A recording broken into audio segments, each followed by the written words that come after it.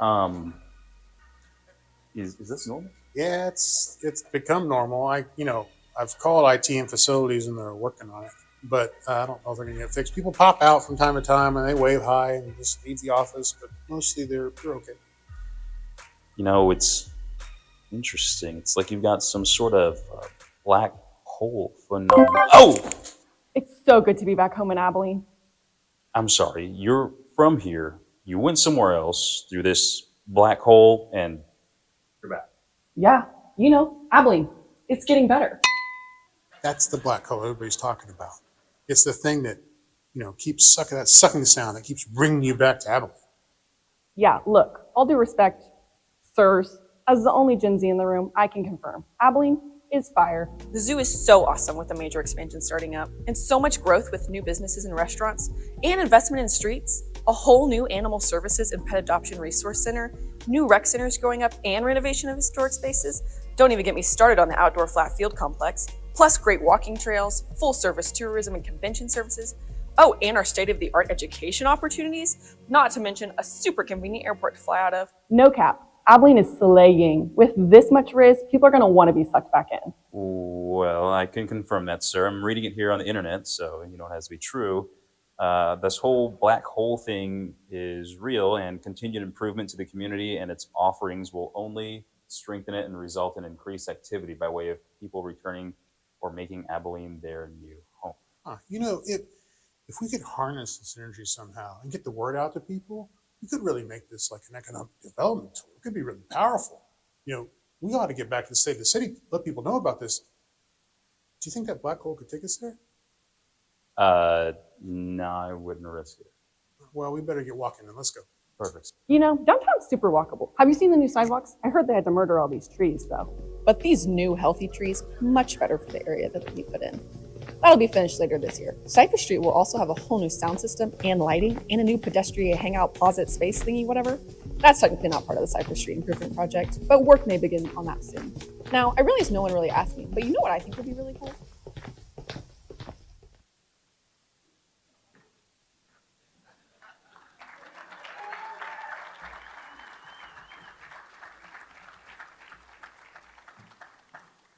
Are they fantastic or what?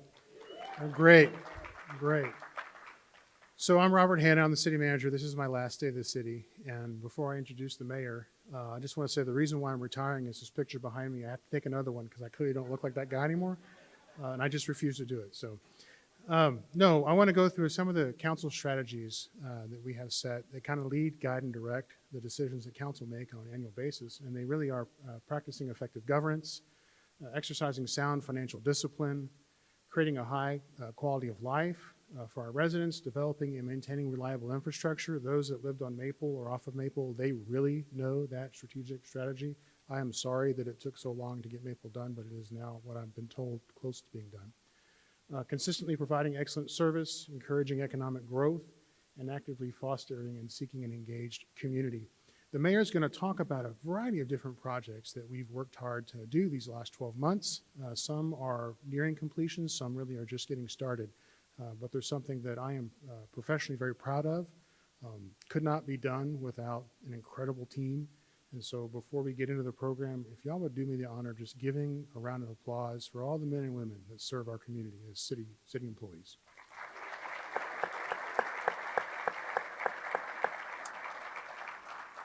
And then without further ado, I'd like to invite Mayor Weldon Hurt. Mayor?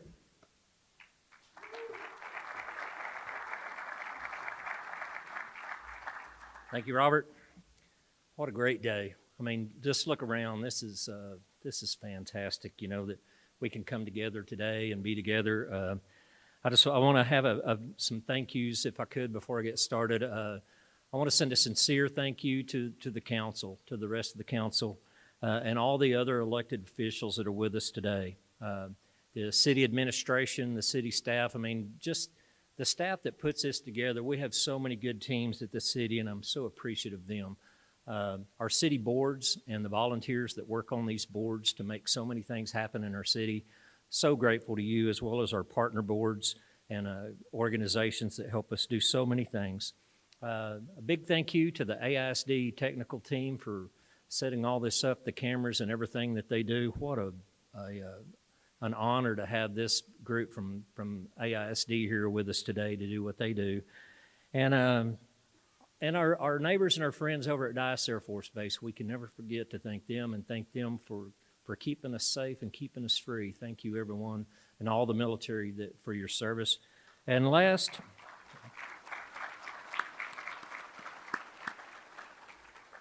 I really don't hardly ever say this, and I feel kind of guilty, but I want to thank my family and my wife, Debbie. This is not a fun job for her a lot of times, and I am so appreciative of her and for what she does. So there are so many things that we could talk about today, but we're just going to hit a few topics. And these topics today, we're going to talk about the Cypress Street Improvement Project. As always, street maintenance, water and the future of water, quality of life and safety bonds on projects that we're doing, and something that this council is really proud of, our Rebuild ABI program. So Cypress Street, the first phase was completed in late fall. And those improvements right now include 20-foot sidewalks, street reconstruction, beautiful hand-paved intersections. And if y'all have not had the opportunity to look at those intersections, they are so beautiful. It's going to be something that we're going to be proud of for years and years for that improvement at Cypress Street. We've got some additional mid-walk crossovers, I know, like in front of the Paramount, so that our pedestrians can be able to utilize, and some new native landscaping that's going to fit more with our climate. So this is all going to create a pedestrian-friendly city center for our city. Phase 2 began January 6th. And then the third phase should be completed early summer around 2025. The completed project, lights, landscaping, everything should be completed in early 2026. So what you see now, we always call it's the price of progress. And we're so grateful for those people and the businesses that are down there. And they've worked diligently with our staff, and our staff has worked with them so much that we actually created a new position in the city. Some people call it Just Kate, but it is our downtown coordinator and infield coordinator, and we're so appreciative that Kate works with these businesses and that we work as a team while this project completes. I'm Trisha Betts. I'm the owner, operator, lead designer at Flower Boss, and we're located off of Cypress Street. And we've been in business for 7 years. We've been at this location for 3, well, probably 4. It's a lot of work. It's hard sometimes, but it's very rewarding at the same time. And so sometimes when we're processing the flowers or whatever, I do think a lot of times this is so therapeutic. Like, I'm just grateful that I get to do it, so. I often find calling myself conduit in some sense, in that a lot of folks are doing great things down here with their businesses, but they need a sense of a little direction, some guidance as we continue to improve. They want to improve. We want them to improve their space, their facade. And so here I am offering sort of a line to say, hey, I have a question, and they can call Kate. So real quick, I found in the past 12 months, I think people will find it to be a real quick way to get to some answers. They feel a bit of a concierge to doing business downtown. Economic development usually breaks along 2 planks. It's job creation, and you hope that the people whose jobs you create, the company you create, you hope they stick around. They may not. But the one thing that you know that you can keep in a town is quality of life. So when we're putting bricks in Cypress Street, those bricks, they aren't going anywhere. They're not changing with economic conditions. They're part of the infrastructure that when people come to town and they're asking questions, is this place livable? They can answer the question as they point down that street and say, yeah, it really is. There are places you can live downtown, places you can dine downtown. And what you have downtown sort of radiates out into the community. So when it first happened, I got super scared and just fear, and was like, no, but I just almost instantly, it took me a couple of days, but I was like, you know what, it's gonna be great, it's gonna be fine, we're gonna get through this, we're gonna stay positive. And for the most part, it was challenging at times, like with walk-ins and things like that, but for the most part, we did okay. We did good.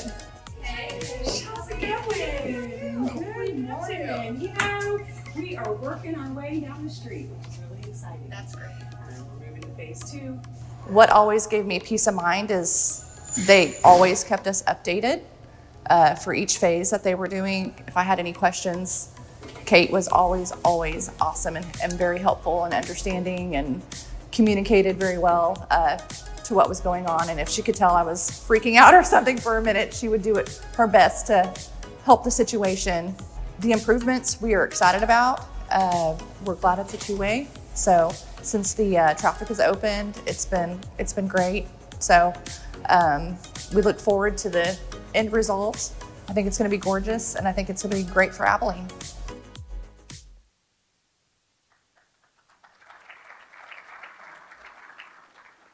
That's good stuff. Now let's move on to everyone's favorite, street maintenance. You know, I say this almost, it's an interesting subject because it's almost a cliche. It comes up in Abilene, every conversation you have, well, you know, you should have put that money to streets. And I hate to use this analogy, but, you know, if you don't turn left, you can turn right. So we have to make decisions sometime. And I think since 2018 and really 2015, when we started some bond packages to do some road repairs and maintenance, that we've actually done quite a bit better job. So we had a bond package in 2015, and then in 2018 we implemented the street maintenance fee. Since that time in 2018, we spent about $33.9 million of this designated fee on street maintenance. And the thing that I'm proud of on the designated fee is it can only be used for street maintenance. We cannot take that money, put it back into the general fund. So your street maintenance fee is doing what it really needs to do. That's fix and repair roads. There's also been an additional $22.7 million spent separately on other city monies and from DCOA funds. And so we are addressing our roads. So with everything that's been done, we've touched about 30% of our roads so far, and we have this what we call the rainbow map. And what's really cool in the 5 years since 2018, going on 6 years now, is we're getting a lot more color on this. You can actually see how many of our roads that we are addressing and touching. And so, and I look forward, think about in 5 years, this map we have to come up with some new colors. But anyway, we are addressing our roads. I think we're doing a good job. You know, we can't help what was done in the past, but we are making it better. We're addressing our roads. We have a street maintenance advisory board that's appointed that helps. It's a group of citizens that helps us decide which roads we're going to use this street maintenance fee on. Some of the new projects in 2025 is the South 7th Work Zone, SB 10 Work Zone, Rebecca Lane from Cat Claw to Buffalo Gap, and we're kind of holding a little bit off on that one until TxDOT finishes Buffalo Gap Road. We don't want to overlap or overlay anything on that till they get that part complete so we can complete Rebecca Lane. South 14th, Willis to Sales, and North 18th from Willis to North Mockingbird. Like I say, the board helps decides, you know, how we pick these, and they meet twice a year. These are open meetings. Anyone is welcome to attend those meetings. We've had entire neighborhoods show up, you know, to let their voices be heard, and it's always a positive impact when we can hear from our citizens. But we are making some progress on our streets, and I'm very proud of what we're doing. Yeah, we're in the Abilene Estates neighborhood, and we had an issue with our streets needing to be repaired. And I think there was one tar and gravel job done maybe in 1990 or late 80s. If you take a walk, you've got to pick your spots where you want to walk around this deteriorated gravel and all the potholes, and that's just something that we were all tired of. With your permission, I'd just have some photographs to pass around that are just samples of how bad the streets are. A little lady got up and had pictures where she was walking and falling and had the bruises and the scrapes, and so that has an impact with the board. And also the Lytle area was one of the oldest ones on the list also. So both of those factors helped us make the decision to do that. The neighborhood kind of rallied together, and we tried to do our homework and be prepared. understand the issues, understand policies of the city, and went and made our case. There were like about 20 of us. We all stood together and just made our case in front of the board. And I think that I believe it was the chairman, David Todd, who said to the other board members, well, we're always asking for citizens to have input, so here it is. We encourage citizens and neighborhoods to come forward because there's a lot of projects listed and been a lot of input. So it helps when people do show up and show an interest of what we're doing. Citizen participation. Get as many people there as you can, get organized, and they'll listen to you.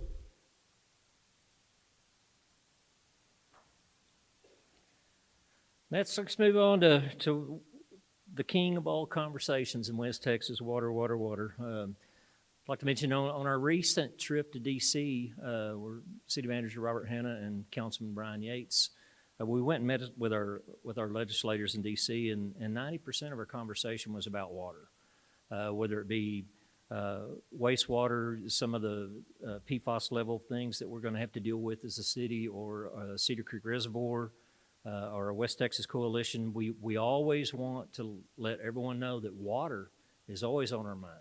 And the future of Abilene depends on water, and we need more sources, and we need to take care of the sources that we have.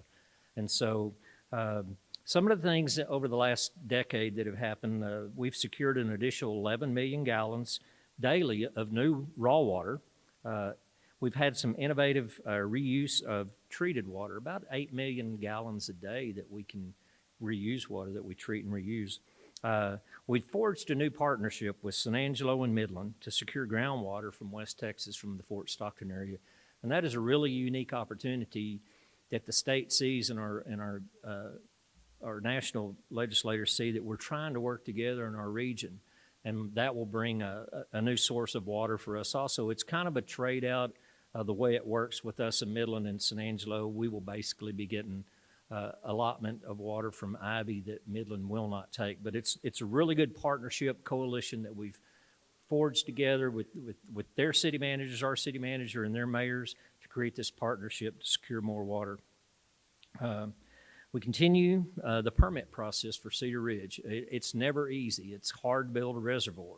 But we want the public, we want everyone to know that we continue to strive to keep that process going, to do everything that we can. Also, like I mentioned, working with our legislators about PFAS levels.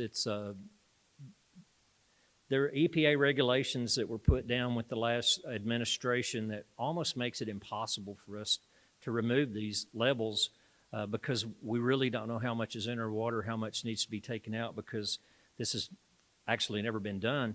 And it has a potential to cost us $300 to $400 million over the next 5 to 10 years of real cost that our citizens will have to incur if we can't get these, if this situation under, and hopefully with this new administration, we can get to something that, is more manageable. What levels are manageable and what's safe for our public. But we're going to continue to exceed regulatory requirements and to offer excellent water and utility service. And I'd also like to recognize Rodney Taylor at this time. Rodney has dedicated almost 4 decades to the city of Abilene. And he will be retiring later this month. He will be missed. The knowledge that Rodney takes with him is we just can't replace it. And Rodney has been a dedicated person to this city and to this department. So let's celebrate Rodney's work and his legacy for the next generation.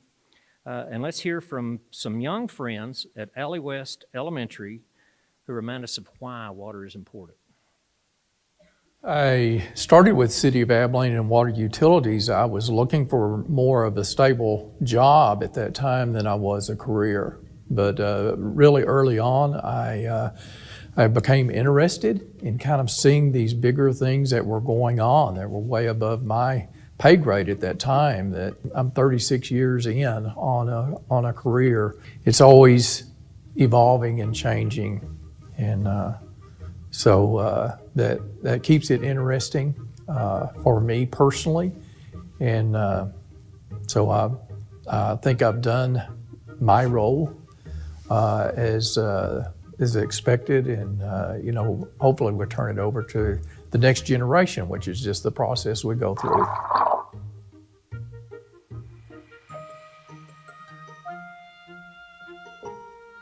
You know, the desert was an ocean, and then it dried a long time ago. And then someone farted in it.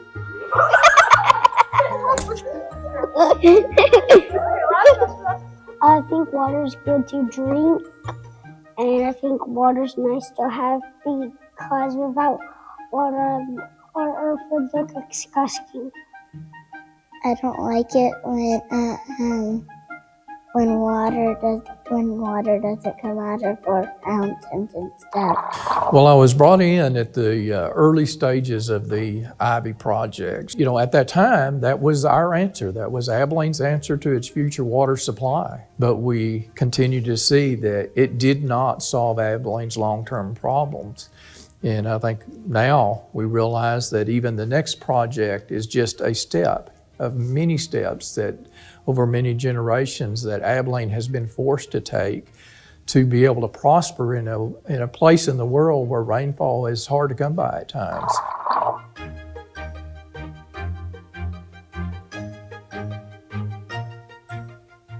Mostly it's my mom. She says, did you turn the water off?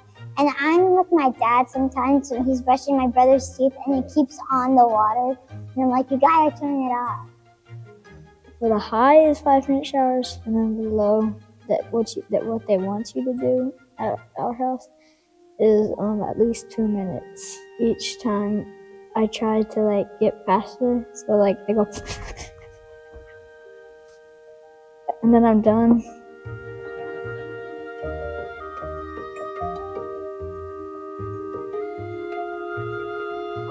In the toilet because of toilet water. Well, what's your flush? Where do you think it goes? To the lake. For sharks to eat poop.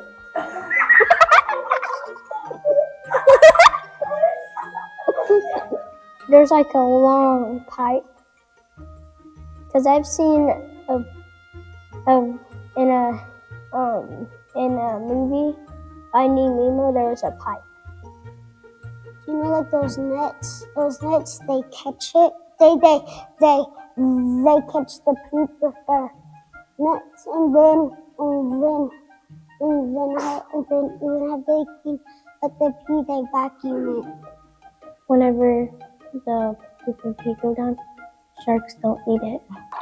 Abilene has just really taken off. It's exploded with interest, with increased population, with interest in business, commercially, industrially.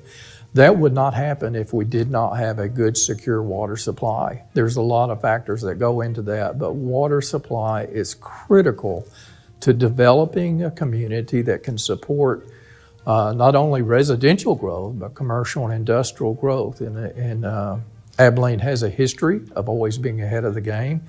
I feel like now we are still ahead of the game, but we cannot stop.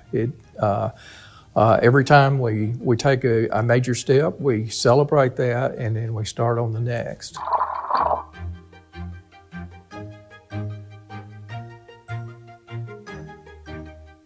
Go and drive there and say, hey, where's the water so I can take a shower?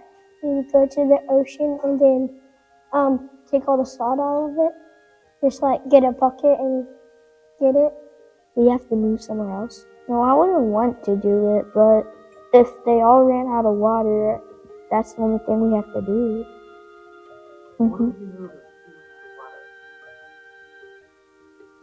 Florida.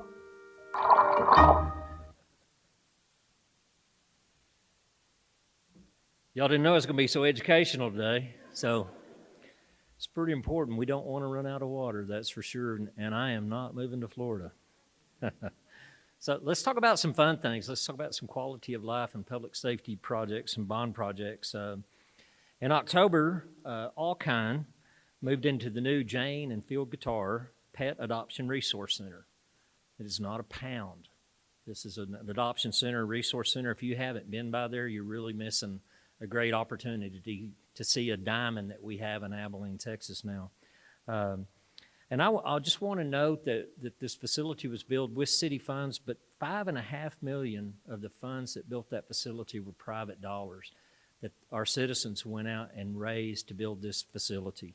It's a beautiful facility. We were so happy to have it, and just kind of wanted to put a note in. We are working on some more of pet type and breeding type ordinances that should be coming to your council pretty soon. We also moved the dog park. We made a commitment when we moved the dog park. We had to move the old dog park for the expansion of the AYSA flat fields and the zoo expansion. We made a commitment to our citizens that we would build another dog park. And we do have one. Behind the park now is the new dog park. It's a beautiful facility. It has runs for small dogs and large dogs. These runs are fenced. They're safe. We have a lot of fencing areas. There's a lot of more open areas for the bigger dogs. We actually have dog wash stations if you need a place to go wash your dog. And we have a lot of covered seating and pavilions out there, so you can actually have some events out there. And soon to be completed, we will have restrooms for our citizens to use. It's just a really nice asset and a nice opportunity for people to take their families out and not have to, your kids are having fun, we're playing with the dogs, and well, we got to go to the restroom, and they have the opportunity, they're able to stay there and enjoy that facility now. And just down the road is the Cedar Creek Walkway, which is a 10-foot wide walk and bike trail, extend from East South 11th to East North 10th. It's a really pretty area of town. If you hadn't had the time to go check that out, I strongly suggest you do. It's just a great addition. And for more walkability, we're trying to continuously have more walkability in our city. And for safety, we have the new Southside Fire Station located at Spur 707 and 8384. It's a great location. This is going to be a beautiful facility. And this is actually, we've rebuilt some existing stations, but this is the first additional station since the early 80s that Abilene has provided. And this is, it's going to serve far Abilene. We've had so much growth out in the far south side of Abilene that this is really going to serve our citizens out there tremendously. We broke ground in October of 2024, should be done early 2026. And this was about an $8 million bond project that came in at budget. We're so excited about that. But that's just one more of the things that we have. We're really looking forward to having that increase in safety out there. Our zoo is always a work in progress. We're still working on design from the 2023 bond dollars, but we are making some improvements as we can. But I want you to know we are diligently working to see how we can use those bond dollars to get our bond project done for our zoo. But right now we do have the new parking lot. The new Caribbean Cove exhibit is being completed. We're going to have an expanded sloth exhibit, new aviaries area, renovation to the kids area, and a full view warm holding exhibits next door to the zoo. So we continue to work to make our zoo better than it is now. And what a blessing our zoo is to our city. And right next to that, we have the Rock, the recreational outdoor complex that goes with the AYSA facility that's there, that's bringing the new flat fields. That land is being built on city parkland and leased to the AYSA for 40 years for $1. The city has partnered in some improvements out there to help with that facility, but the majority of that facility, and I would say over probably 90% of that facility, was built with private money. And once again, we're so proud when our citizens go out with an initiative like that and work and build and bring a facility like that that's going to be good for our entire city. Next are 2 new rec centers. We're getting 2 brand new rec centers, Cesar Chavez and GB Daniels. Demolition has begun. Construction should begin in spring. A budgeted total of about $28 million through 2023 bond money. These these are great projects. We look forward to the completion. This is part of our commitment to our community, and it also kind of works hand in hand with our infill incentives that your council has put forward. And I also want to mention, I didn't have a slide on, but Abilene Heritage Square, we've seen, it's fun to drive by there now. We're seeing a lot of work going on. That's where our downtown library will be, and so excited to see the progress of Abilene Heritage Square. And I've been told, I believe 2026 will be the completed date on that, and we look forward to partnering with Abilene Heritage Square. Hey, no! Oopsies! ABCs, guys! A, B, C, D, E. It's been incredible. The Dodge has been, as we call it, the Dodge has been super successful for all indoor sports, from basketball, volleyball, and as of last year, some indoor pickleball. But our community spoke, and soccer and football became the next big thing that our city needed. And so our community stepped up in a big way to provide 10 massive soccer fields that will convert into really 30 smaller soccer fields. Sports is a great teaching tool from learning how to win and how to lose, how to prepare, how to plan, how to make maneuvers and adjustments and pivots in the middle of competition, and then deal with the frustrations of what that looks like. It's a very much so lines up with life. I'm glad those communities are having a place that they can call their home and their staple, but they don't have to travel very far. Here we go, box out, box out. Ball, ball, ball, ball, ball. There you go, grab it, Walker, grab it. It's so hard to find real tangible ways that you get to build community. And in these recreation centers, you get to see that. You get to see kids having fun. You're gonna get to see folks running around tracks inside. You're gonna get to see basketball being played, but more than anything, you're gonna get to see the heart of our community coming together in these very tangible, physical locations where we'll get to have fun, we'll get to learn, and we'll get to see what it means to be an Abilenean even more. We can lay this foundation for us to think about creative ways for us to come together as a community. And so such awesome opportunities there, such interesting parts of the facilities that I can't wait for folks to be able to come and experience. Investing in the recreation and the parks and those things are going to be beneficial to enhance our communities, but also keep our graduates and our younger families to stay in Abilene.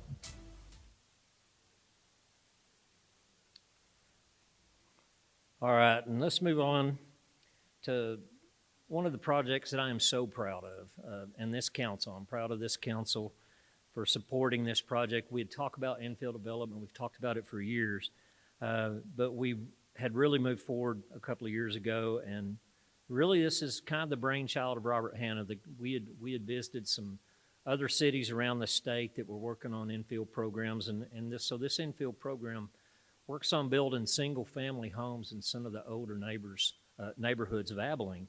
And we looked at all different type scenarios, but this is Robert Hanna's brainchild, and the program has worked. It was introduced in 2024, and it actually gives incentives to home builders to build within these infill areas that we've designated to create single-family homes that are homesteaded for home ownership. You know, to have dignity and pride in these neighborhoods, home ownership is just a tremendous help. And a builder that builds in these areas can qualify up to about $35,000 in incentives. The builder needs to use locally purchased materials to do the project. The buyer has to occupy the home and homestead it for at least 2 years. We do have square footage standards, has to have brick or cement siding. They have to be nice homes, fences and yard improvements. The builder must be a member of the Big Country Home Builders Association, because we really want to keep this local. We want to use local, we want to incentivize this to our local builders.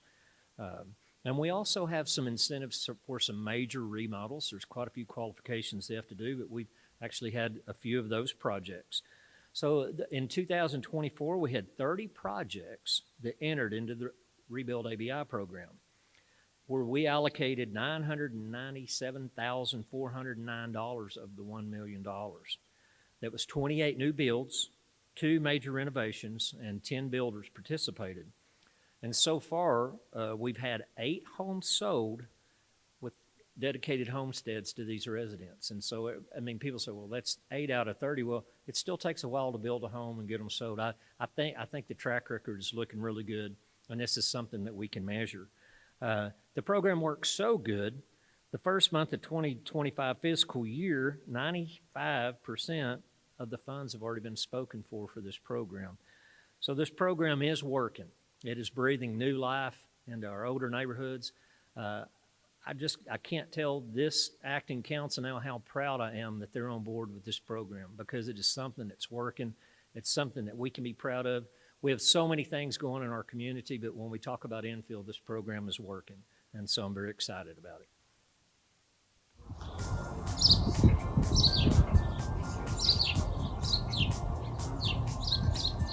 We're here at 5290 Cuesta Drive. Come on in. This is a 4-bedroom, 2-bathroom house. We have a beautiful living room, dining room, and kitchen, completely renovated. We have our granite countertop island with our butcher block countertops in the back.